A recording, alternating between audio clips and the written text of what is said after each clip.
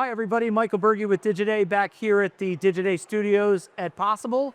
And we're gonna talk about the influencer and creator world a little bit. I'm very happy to have with me Ben Jeffries, who is the co-founder and CEO of Influencer.com. Thank you very much. I'm really excited to Great be to here. have you here. I can presume from the name of your company that you're in the influencer business, correct? Yeah, I suppose cheeky enough to have the actual domain influencer.com and even the Instagram handle at influencer. So as you can tell, we've been around in the influencer marketing space. Okay, so you're like one of the OGs of this business. One of the OGs, my co-founder is actually a creator himself. He's amassed like 20 million followers across all of his socials. So he was a bit of an early adopter from just being a creator. So he's the face and you're the business? Yeah, so Casper, co-founder's called Casper Lee. He's much more focused around our creator relationships, our talent agency relationships, and I've been much more focused on our brand and our platform partner, relationships, which have obviously been a key part to how we've grown the business. And that's why you're here at Possible. And that's why I'm here at Possible, to learn, see as many friendly faces as possible, and obviously meet new incredible faces. Good, good. Well, thanks for being here. I guess my first question is, we've seen the influencer and creator world really just in almost no time flat become this essential part of kind of marketing.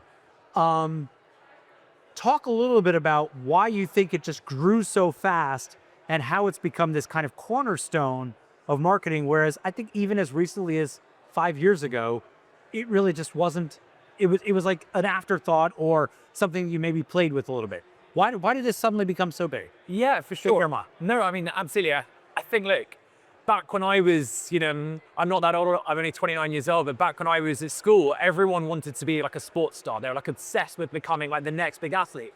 Yeah. Now, everyone at school and at university is obsessed with becoming a creator, right? They're obsessed with becoming the next big YouTuber, the next big TikToker.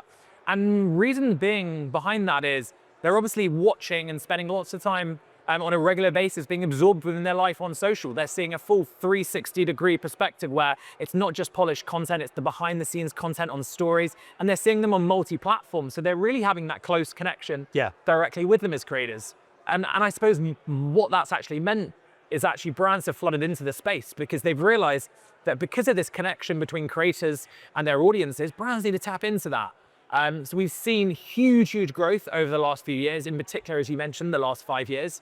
And I think that last 5 years has really stemmed because back then, 5 years ago, people just saw creators as like a media buy. They just saw the following that they had and they thought, great, I can purchase ads through these creators who can just put it out to their audiences. Now what we've seen over, which I probably call influencer marketing 2.0, was when they were like, wow, these creators actually produce incredible content that they're amazing as a creative buy, where it's not just about them posting on social, but they can also help drive greater performance for my paid social. Yeah. And they can drive greater performance for my retail media, my CTV. Now what we're seeing is our, influencer marketing 3.0, where creators are really the centerpiece of strategy, where it's not about them being just a media buy or a creative buy. It's actually creators themselves as the connection to culture. Everything gets built around them. Everything gets built around them. And we've seen that because what we're actually seeing is not just creators being as the strategy and being involved within any form of media or creative, but actually creators being in the room in those key kind of those like interagency meetings, and brands themselves wanting to really connect with the creators as well. Okay. Now, let me ask you a bit of a tougher question, and that is, we're seeing a lot of economic instability, somewhat tariff related and,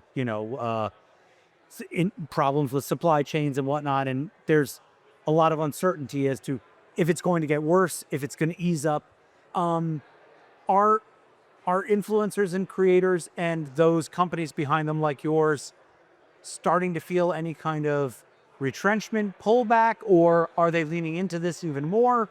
What are you hearing from kind of the ones with the money to spend on this? I think, look, at the moment, it's still a little bit too early to tell. Okay. I think I'll be very cautious about what's going on in the world as a whole, of course. And I think, we're obviously looking at it very cautiously to understand when could an impact potentially occur. And I think whilst at the moment we've not had any impact, it doesn't mean that won't necessarily occur further down the line. I think with things like tariffs, I suppose your guess is as good as mine over how long these tariffs might last, right? And I think that I don't think anybody knows except for one person. Exactly. And I think until that moment of time, everyone's just acting cautiously, because obviously we're seeing the effect on the markets occurring, but obviously the markets are only an indication of future valuations. So where we could see things potentially changing path is maybe in 6 months' time, but we're acting very close to it and seeing what could happen. But certainly I think within the influencer marketing space in particular, just because of this, I suppose, this market momentum into the creator economy, obviously you've got all of that natural growth pouring in where brands who perhaps have been late spenders in influencer marketing and are now pouring budgets in, or maybe pulling budgets from out of home, retail media, or even CTV, they're still doing so because they know that eyeballs are on social. They know that's where they can tap into those communities and culture.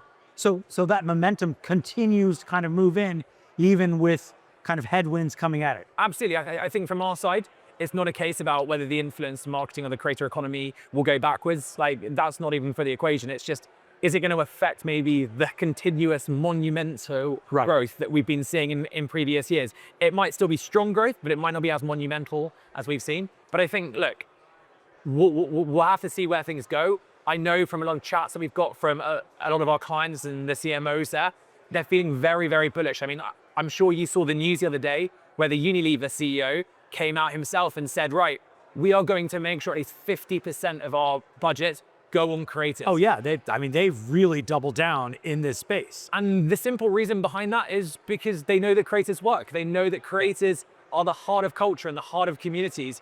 So, you know, when there is a period of uncertainty, brands want to make sure that they're placing their ad dollars in the right places. And obviously, as you can see by Unilever, they're certainly making the right decision in my eyes. And I can see where you would feel that way, yeah. Any quick thoughts on the fact that the agency holding companies seem to be interested in acquiring more? And does holding company acquisition of some of these shops, does it change the way they're perceived, either by the investment allows them to do even more, or is there a danger of them becoming kind of cookie cutter because it has to fit those holding company models? I mean, look, I've got a lot of respect for Ryan Influential and obviously their deal that they've done at Publicis, and I think that's a fantastic deal for Influential. It's a fantastic deal for Publicis and Epsilon. I think from our perspective at Influencer, we've got no interest in being bought by a holding company. I think. Do you get calls? Well, of course we get calls. We get calls from every single one of them. And I think for us, what's really exciting is being this leading independent specialist where we can focus on doing what we know that we can do best, which is obviously creators, influencer marketing. And, you know, there's a danger of sometimes when you are within a holdco that you kind of lose that specialism because you're very much, you know, you lose that speed, you lose that flexibility. And I think— I was trying to politely imply that. So. No, but I think, look, it's the reality of it. And look, there are lots of strengths, and we're obviously friends with the holdcos, but I think where it goes with the holdcos is they've got two options, either to buy one or really to partner with ones as well. And I think for the ones that they can potentially partner with, they can remain the specialists to help support them. And we've seen that with major players and like the programmatic with like MIQ, right? Yeah. They have been an independent specialist and they've been able to service all of the media agencies. We've seen the exact same in the out of home with Talon, right? They are being able to support all of the media agencies by being that independent specialist. So for us, we're very much on our journey on being that independent specialist and continuing to scale that way, whether that be through M&A activity of our own, like we're looking at a lot of acquisitions right now, which we think could make sense. So I think there's a lot of exciting opportunity still within the creator economy to come. Well, there's certainly a lot more to come in that space because it just doesn't seem to stop. To your point of momentum. Last question for you.